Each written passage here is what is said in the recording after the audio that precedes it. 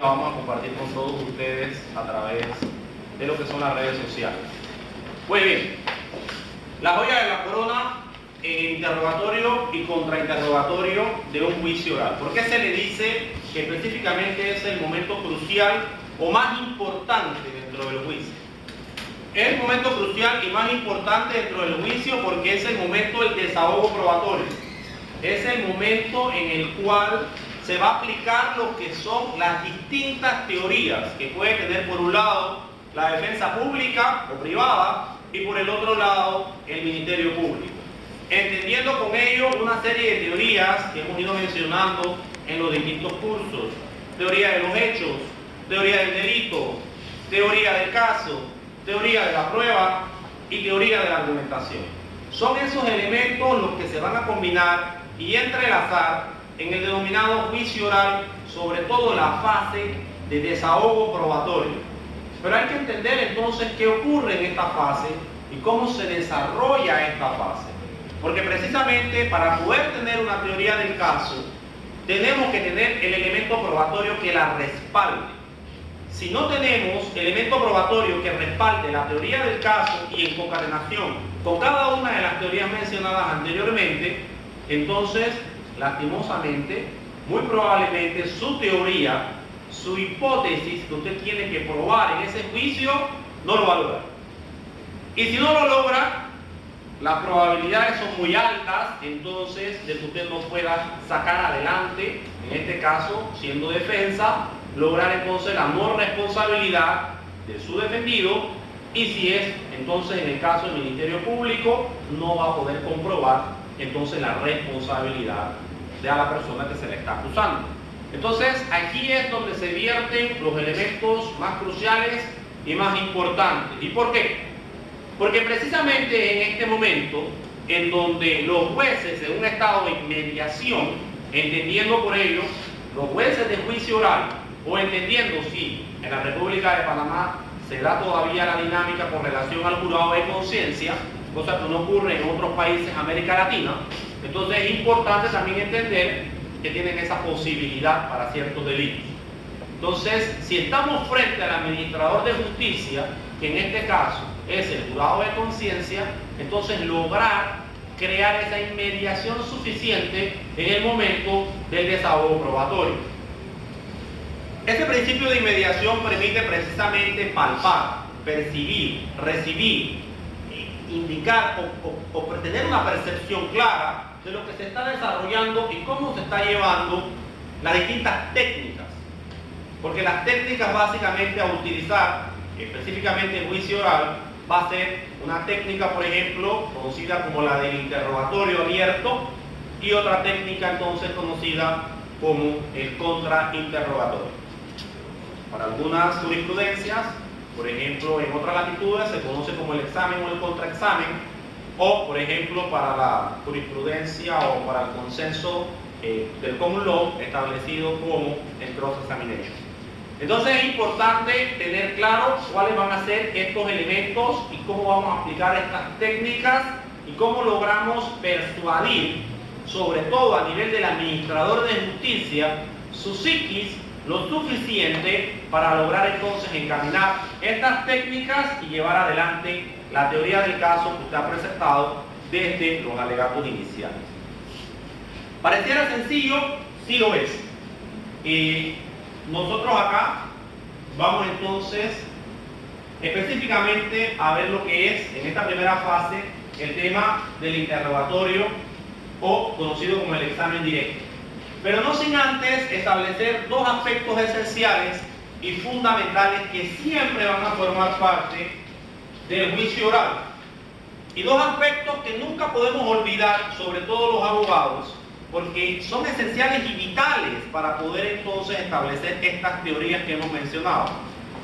La presunción de inocencia, hoy elevado a un estado de inocencia, sobre todo bajo las nuevas denominaciones de los estados constitucionales, son esenciales y vitales para que un Estado constitucional o democrático, en este caso representativo o participativo, pues pueda lograr en sí entender que ese ciudadano tiene una serie de garantías fundamentales y que debe ser entonces el aparato del Estado por medio de ese ministerio público, utilizando ese denominado ius puniendi, que al final es esa capacidad para perseguir o para investigar el delito, el que tiene que entender, tener el suficiente elemento probatorio para entonces poder no condenar a una persona en este caso, o para el otro caso que sería el tema de la defensa, la no responsabilidad.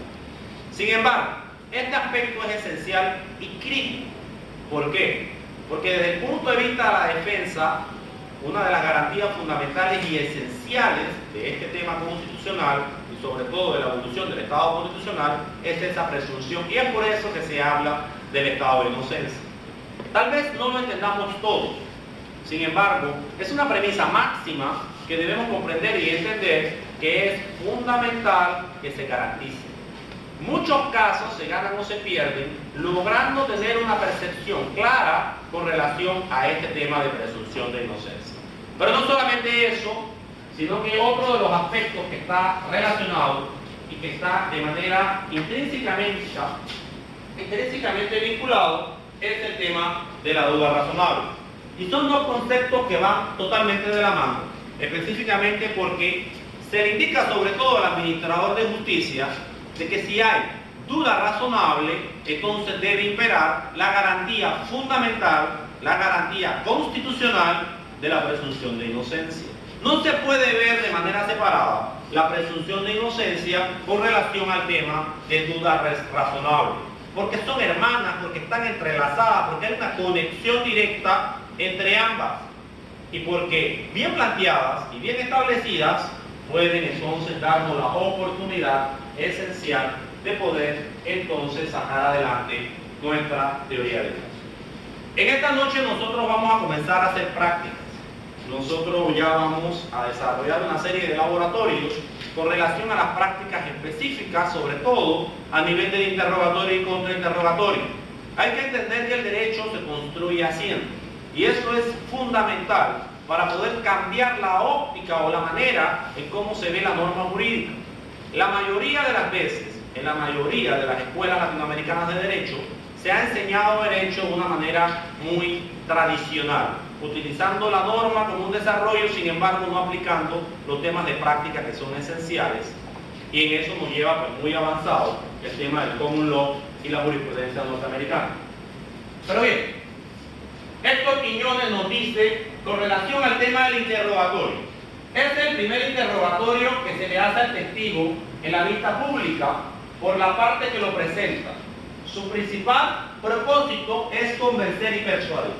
Y este tema de convencer y persuadir vuelve nuevamente a la palestra, sobre todo desde el punto de vista del interrogatorio, porque si vamos a presentar un testigo, que obviamente que para nosotros es importante, ese testigo tiene que ser ¿qué? Tiene que ser lo más creíble posible para el tribunal. Tiene que ser lo más creíble posible para el administrador de justicia. Tiene que ser una persona que se proyecte de manera natural, que no esté forzado, que sea una persona que ante las preguntas del interrogatorio abiertas, conteste con naturalidad, con espontaneidad. Y hay que tener mucho cuidado con relación a estos temas específicos. Y claro, también se dan otros temas de prácticas y preparación de testigos. Pero es fundamental la espontaneidad, es fundamental la sinceridad, es fundamental la transparencia, es fundamental la coherencia en el desarrollo o la emanación lógica del pensamiento estructural del testigo. Porque lo que hacemos usualmente los técnicos o los operarios del sistema es realmente preguntarle qué sucedió tal día, cómo se dieron los hechos, dónde estaba usted. Son preguntas del qué, cómo, cuándo, dónde y por qué, que son las preguntas que abren el compás específico a las preguntas abiertas. Y es por eso que un interrogatorio, utilizando y entendiendo que en ese interrogatorio usted va a interrogar ¿a quién? A su propio testigo. Al testigo que usted va a presentar como parte de su elemento probatorio para respaldar su teoría del caso, que es al final y al cabo la que le va a dar la posibilidad, si es defensa o si es Ministerio Público, a conseguir los resultados que obviamente son antítesis de por sí. Por parte del Ministerio Público conseguir una condena y por parte de la defensa entonces conseguir la no responsabilidad penal. Pero bien, Entonces, aquí tendríamos que comenzar a hacer un ejercicio, sobre todo bastante dialéctico, con relación al tema de las preguntas abiertas. Cómo realizarlas, cómo preparar a ese testigo, cómo se entrena día tras día, de manera consecutiva, para lograr eso, para lograr que en inmediación ese testigo fundamental suyo, pues logre ser lo más creíble, logre ser lo más persuasivo. Y aquí tenemos que entender, y esto es importante, sobre todo para la República de Panamá, que no es la mayor cantidad de testigos la que nos va a permitir a nosotros, al fin y al cabo, poder demostrar nuestra teoría del caso. Usted puede tener 30 testigos, puede tener 40 testigos, sin embargo son testigos que no aportan nada realmente desde el punto de vista de contenido a su teoría del caso. Pero tal vez pueda tener uno o dos testigos importantes y fundamentales que allí se puede materializar o desarrollar de manera íntegra su teoría del caso. Entonces no es la cantidad, sino es la calidad. Entendiendo que en un mar de opciones, por ejemplo, si tengo tal vez 5 testigos muy buenos, y cuando realizo las prácticas probatorias correspondientes antes de llegar al juicio oral, voy descubriendo que alguno de estos testigos no tiene la capacidad de proyección escénica, o no tiene la capacidad para mantener un tema de nerviosismo. Hay personas que son muy nerviosas, o hay personas que no tienen un desenvolvimiento a la hora de expresar ideas, no lo mantienen, no mantienen una coherencia lógica. Si tengo un universo de 5 testigos, y tal vez estos 5 testigos van a aportar situaciones muy elementales o muy disímiles o diferentes, pero básicamente es lo mismo lo que están aportando estos 5 testigos, entonces yo tengo la opción de elegir qué testigo de este abanico de opciones de 5 es el mejor que yo pueda presentar. Si van a aportar prácticamente lo mismo, si tienen la misma percepción sobre una situación específica, entonces yo debo elegir cuál de los 5 considero que es el más viable para presentarlo a juicio. Tal vez dentro de los 5 tengo una persona que no mantenga una coherencia lógica. Tal vez dentro de los 5 tengo una persona que se ponga muy nerviosa. Entonces lo voy descartando. Voy descartando ese testigo hasta tener la seguridad y la certeza de que el que voy a elegir para llevarlo, para poder respaldar ese punto específico, es el más seguro de todos. Es el más confiable de todos. Y es una tarea que tiene que hacer el abogado, sobre todo en el aspecto de selección. Y esa clasificación, pues claro que hay que hacerla. Y hay que hacerla para saber dónde están esas fortalezas, dónde están esas oportunidades, dónde están esas debilidades y esas amenazas que pueda tener ese testigo, entendiendo que claramente va a estar, luego de terminar su interrogatorio, inmediatamente la parte contraria, en este caso si es defensa, el Ministerio Público, va a tener la oportunidad de utilizar un contrainterrogatorio. Y si es al contrario, si es el Ministerio Público el que ha presentado un interrogatorio abierto en este caso, entonces posteriormente a terminar, inmediatamente será la defensa quien tendrá la posibilidad de contrainterrogar. Entonces tenemos que tener claridad que ese aspecto y ese contrainterrogatorio posterior al interrogatorio pues puede hacer o desvirtuar los conceptos que ha traído sobre todo su testigo. Y si es un testigo estrella, entonces tenemos que tener mucho cuidado, porque un contrainterrogatorio bien llevado, bien definido, bien establecido, con un rumbo claro y fijo de lo que va a tratar de desacreditar, entonces puede ser muy fuerte o caótico para su teoría del caso. Nunca debemos olvidar que en el aspecto de los juicios orales, lo más esencial, sobre todo en la etapa de evaluación de las pruebas o el desahogo probatorio, es el acreditar y el desacreditar. Cada uno de los actores o de los operarios de justicia, entendiéndose por ello el Ministerio Público o la defensa, va a tratar, por un lado, de acreditar sus propios elementos probatorios, que pueden ser testigos presenciales, que pueden ser pruebas documentales, que pueden ser pruebas periciales, una serie de elementos probatorios que define la ley, pero también la otra parte va a hacer su trabajo. Es decir, es desacreditar entonces ese elemento probatorio que lo que busca es tratar de persuadir o de convencer al administrador de justicia. Pero cuando le va a tocar al otro operario, lo que va a hacer es tratar de desacreditar esa prueba. Y